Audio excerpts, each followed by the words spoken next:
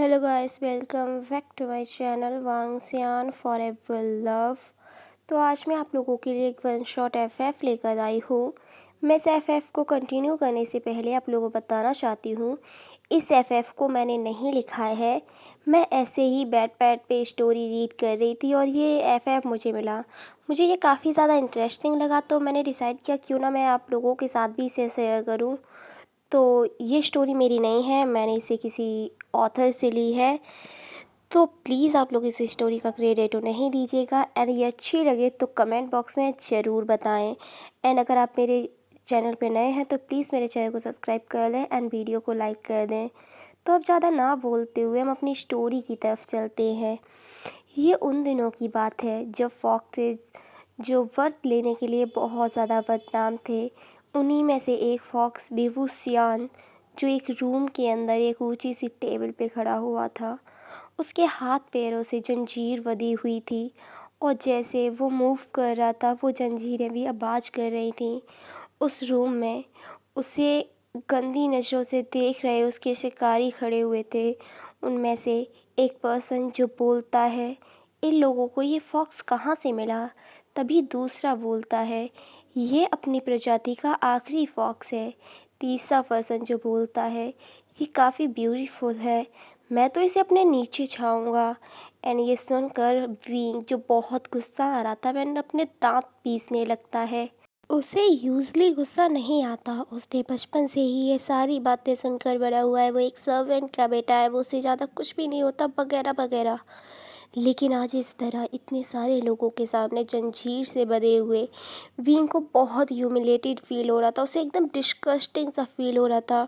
उसने अपनी पूरी लाइफ जियांग्स के नाम कर दी, लेकिन उसकी एक छोटी सी गलती की सज़ा जियांग्स ने उसे ये दी, क्योंकि उसकी एक गलती की वजह से जियांग्स की डॉटर जियांग यानली की शादी पीकॉक के साथ होने से टूट गई।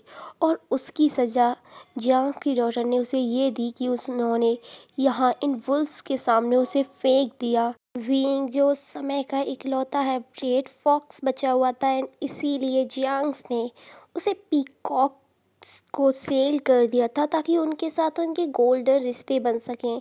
लेकिन पीकॉक्स जियांग, जो कि वीइंग को फोर्स नहीं कर पाया खुद के साथ रहने के लिए, लेकिन जियांग इतना ज़्यादा चालू था कि उसने डिसाइड किया कि वो इस फॉक्स के द्वारा बहुत सारे पैसे कमाएगा, डेली मिलियंस कमाएगा। और इसीलिए उसने वीइंग को डेली सेल करने का डिसाइड किया। और आज उसने वीइंग को यूं रूम के अंदर जंजीरों से बांध कर रखा हुआ है ताकि वो उसे सेल कर सके। एंड इस तरह की फॉक्सेस बहुत ज़्यादा फर्टिलाइजेशन थी उस टाइम पे, क्योंकि ये फॉक्स किसी भी प्रजाति को आगे बढ़ाने के काम आती थी। यानी कि ये इस तरीके से यूज़ किया जाता था इनका कि ये बच्चे पैदा करें। एंड धीरे धीरे ये फॉक्सेस गायब होने लगी। एंड में वीं की केवल मदर बची हुई थी, जो कि जब वीं 5 साल का था तब उनकी डेथ हो गई। लेकिन उन्होंने मरने से पहले वीं को बहुत समझाया था कि कुछ बैड लोग जब वो बड़ा हो जाएगा उसे पकड़ लेंगे, उसके साथ बहुत कुछ गलत करेंगे जो बिल्कुल वो करना नहीं चाहता है। लेकिन आज वीं को ये सारी चीज़ें रियलाइज़ हो रही हैं। एंड उसके मन में वो सारी बातें चल रही थी जो उसकी मॉम ने कहा। वीइंग, जो खुद से कहता है, मैं कितना बेवकूफ़ था, मैंने अपना दिल उन लोगों को दिया जिन्हें मेरी बिल्कुल परवाह नहीं है। मैंने उन्हें अपनी फैमिली समझा, जिन्होंने आज मुझे यूं पीकॉक्स के सामने फेंक दिया है। मैडम यू, मैंने उन्हें अपनी मदर की तरह समझा।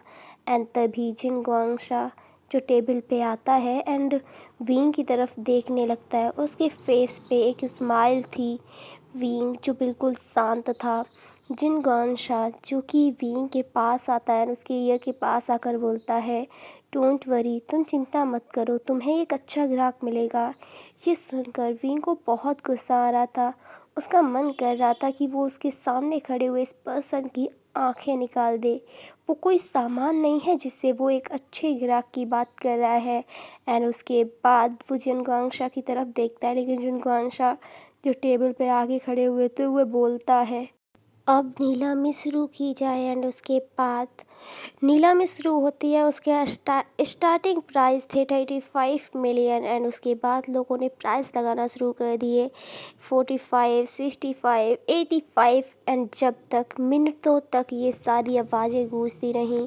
विंग जो सिल्वर कर रहा था खड़े हुए, लेकिन वो कुछ भी नहीं कर सकता था एंड धीरे धीरे प्राइस जो अब की 300 मिलियन पे पहुंच चुका था। अब लोगों का कहना था कि वो इतने भी बेवकूफ़ नहीं है कि ये इस फॉक्स हाइब्रिड के ऊपर वो इतना ज़्यादा पैसा लगाएं। तभी उनमें से एक पर्सन बोलता है, बिल्कुल भी नहीं, किसने कहा ये इतना ख़ास नहीं है।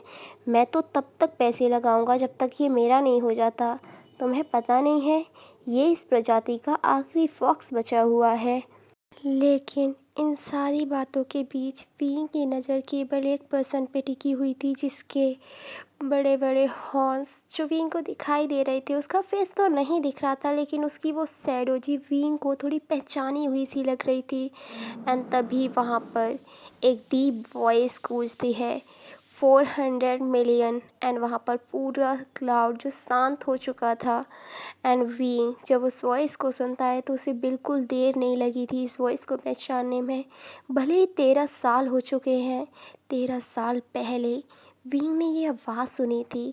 उसके माइंड में पुराने फ्लैशबैक जो कि वापस से चलने लगते हैं, जब वो 10th क्लास में था और क्लाउड रिसर्च में पढ़ता था। एंड तब उसने महीनों तक वांग जी को टीज़ किया था अपनी नोटी बातों से। एंड वांग जी जब सीरियस होता था या फिर एंग्री होता था, उसकी वॉइस इसी तरीके से डीप हो जाया करती थी। लेकिन विंग को आज भी वो दिन याद है जब उसने वैन चाओ को पीट दिया था, क्योंकि वो वैन नी को परेशान कर रहा था। एंड वो आखिरी दिन था जब विंग और वांग जी ने एक दूसरे को देखा था। एंड उसके बाद उस फाइट की वजह से 7 सालों तक युद्ध चला एंड लास्ट में मिस्टर जंग फमिया ने विंग को आदेश दिया कि वो किसी और क्लान के किसी भी सदस्य से दोस्ती नहीं करेगा। एंड उसके बाद विंग एक और कंट्रोवर्सी में फंस गया था, जिसमें उसने जिन जूशियान को मारा था, क्योंकि वो उसकी सिस्टर जियांग यानली के बारे में कुछ गलत बातें बोल रहा था। एंड उन सारी चीज़ों के बाद विंग जो पूरी तरीके से जिन्स के हाथों में फंस चुका था एंड आज वो यहाँ खड़ा हुआ है इस सिचुएशन में। इन सारी चीज़ों के बावजूद भी विंग जो वांग जी की बातों को, वांग जी की वॉइस वो कैसा दिखता है बिल्कुल नहीं भूला था। एंड तभी वांग जी जो कि उस भीड़ से बाहर निकल कर आता है, वांग जी जो एक ड्रैगन हाइब्रिड है, जिसकी वजह से उसकी बॉडी बहुत पावरफुल लगती है। उसके मसल्स काफ़ी ज़्यादा हैं एंड वाइट मिल्क की तरह स्किन। जैसे जैसे वांग जी आगे बढ़ रहा था, पूरा क्लाउड जो कि उसे स्पेस दे रहा था आगे जाने के लिए। वी वांग जी की एक लंबी टेल थी एंड उसकी गोल्डन आइस जो कि पूरी तरीके से विंग पे ठहरी हुई थी। एंड उसके बाद जिन गुआंगशा कहता है 400 million 1, 400 million 2, 400 million 3 and wing को, वांग जी को सोल्ड कर दिया जाता है। एंड तभी पीछे से एक पर्सन बोलता है, ये लेंस यहाँ क्या कर रहे हैं? आज से पहले ऐसे ऑक्शंस में कभी भी लेंस नहीं आए। एंड उसी गॉसिप्स के साथ धीरे धीरे सारे लोग वहाँ से चले जाते हैं।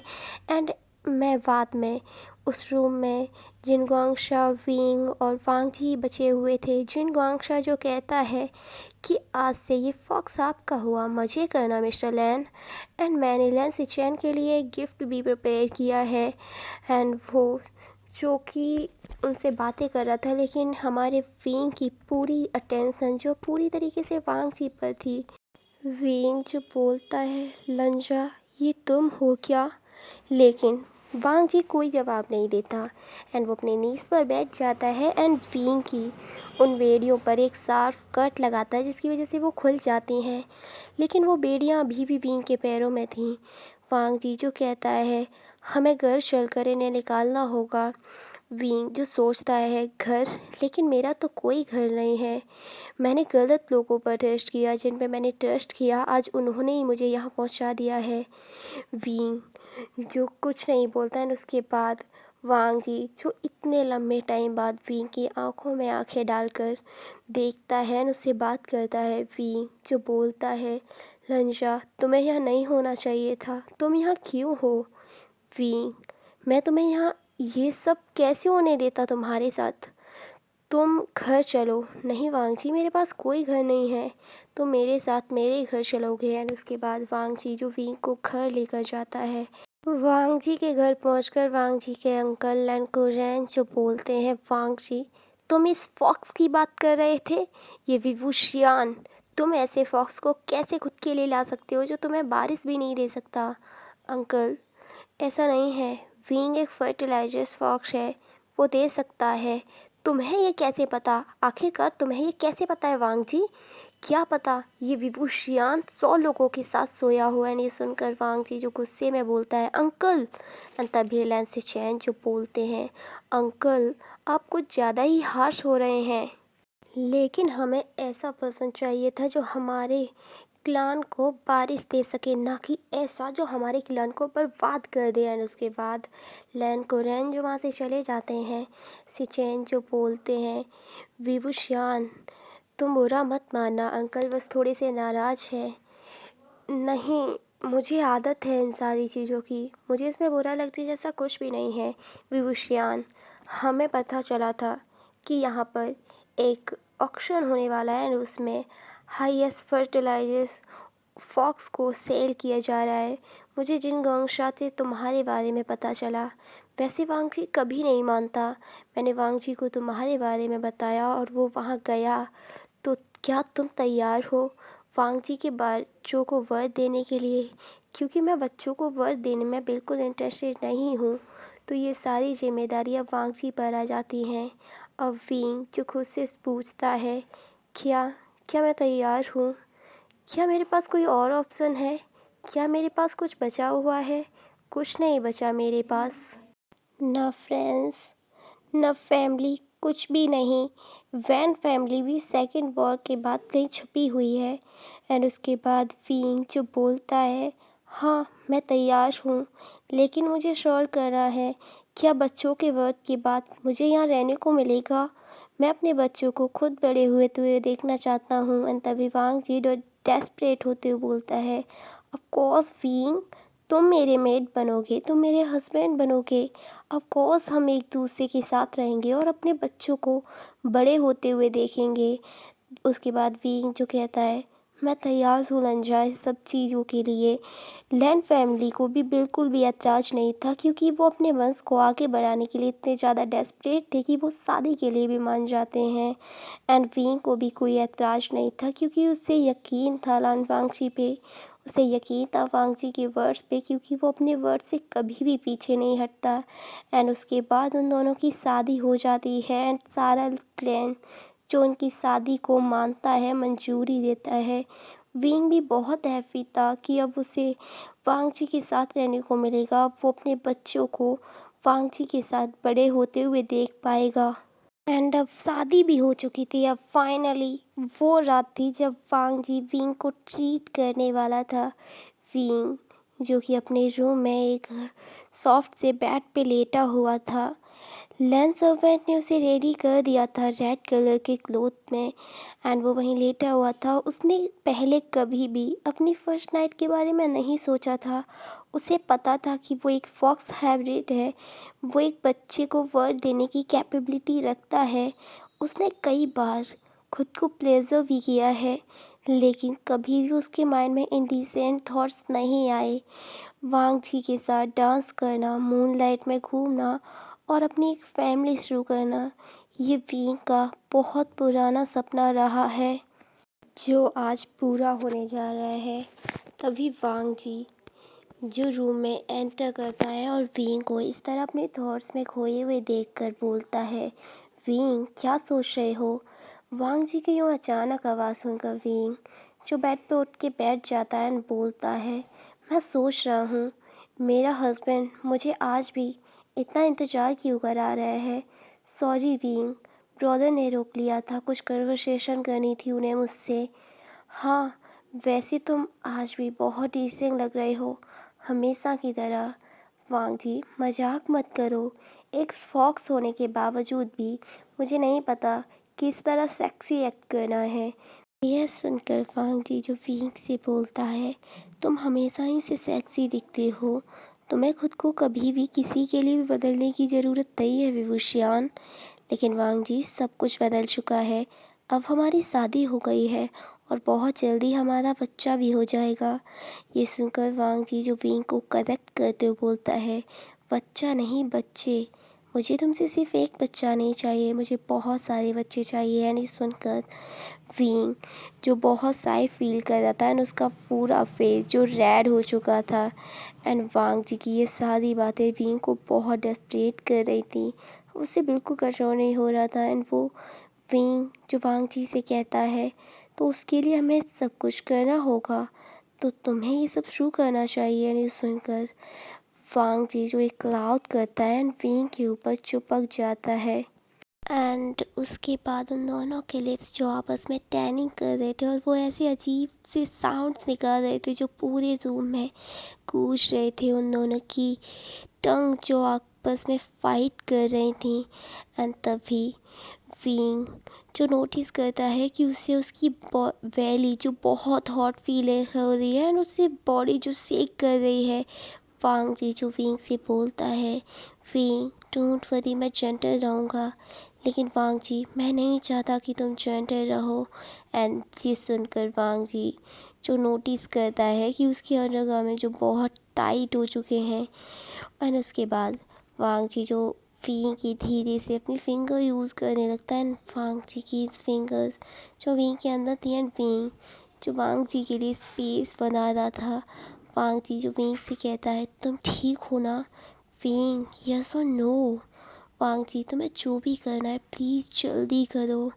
एंड उसके बाद वांग जी जो विंग की तरफ देखता है एंड थोड़ी ही देर में पूरे रूम में विंग के मौन करने की आवाज़ें गूंजने लगी थी। वांग जी की लॉन्ग टेल जो हिल रही थी एंड उसका आधा हिस्सा विंग के अंदर था। विंग जो कहता है, वांग जी तुम ना आज मुझे मार ही डालोगे। एंड वांग जी जो विंग से कहता है, बिल्कुल भी नहीं, मुझे तुम्हारे अंदर बहुत अच्छा फील हो रहा है। एंड एक पुश के साथ वांग जी जो विंग के अंदर पूरी तरीके से था एंड विंग की एक लाउड मोन निकल गया था।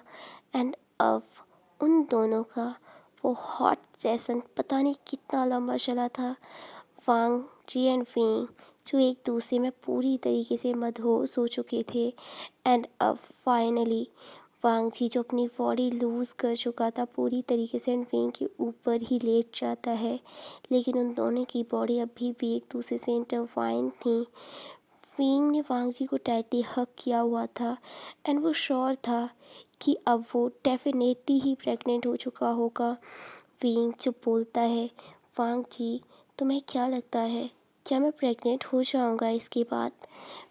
वांग जी जो विंग की नेक पे बाइट करते हुए बोलता है, अगर नहीं हुआ तो हम फिर से करेंगे, डेली करेंगे, हर रोज़ करेंगे। ये सुनकर विंग जो बोलता है, वांग जी मैंने तुमसे कितनी बार कहा है ऐसी बातें मुझसे करने से पहले मुझे वार्न कर दिया करो, और अभी भी हमने 5 राउंड किए हैं। कोई बात नहीं विंग, नेक्स्ट टाइम से हम 6 राउंड किया करेंगे, तुम डेफिनेटली प्रेग्नेंट हो जाओगे। विंग जो अपनी आइज़ क्लोज कर लेता है एंड वांग जी जो एक स्माइल करता है विंग की तरफ और वो उसकी नेक पे किस करने लगता है। विंग जो वांग जी को रोकते हुए बोलता है, वांग जी तुम एकदम बेस्ट हो, प्लीज़ रुक जाओ, मेरी हालत बहुत ख़राब है। एंड इसी स्वीट से नोक झोंक के साथ यहाँ ये सीन ख़त्म होता है। अब हम 2 हफ्ते बाद का सीन देखते हैं। विंग जो वांग जी को एक प्रेजेंट देता है, एक बॉक्स के अंदर एक प्रेगनेंसी किट एंड उसमें 2 येलो डॉट्स थे, यानी कि विंग जो कि प्रेग्नेंट था एंड उसे देखकर वांग जी जो बहुत हैप्पी हो जाता है।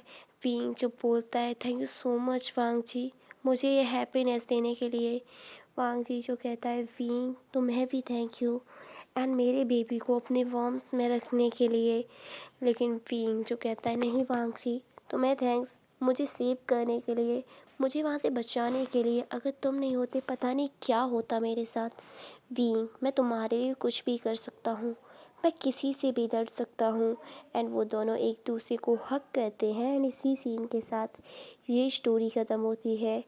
एंड गाइस, इस स्टोरी में मैंने कुछ लाइन चेंज कर दी हैं क्योंकि मुझे बिल्कुल सेम एक्सप्लेन करने में थोड़ी सी प्रॉब्लम हो रही थी। एंड ये मेरा फर्स्ट टाइम था जब मैंने किसी ऐप से इस तरह कोई स्टोरी अपलोड की है। तो मुझे नहीं समझ आ रहा था मैं किस तरह करूँ। तो जो चीज़ें मुझे नहीं समझ आ रही थी मैंने उसे अपने तरीके से एक्सप्लेन करने की कोशिश की है।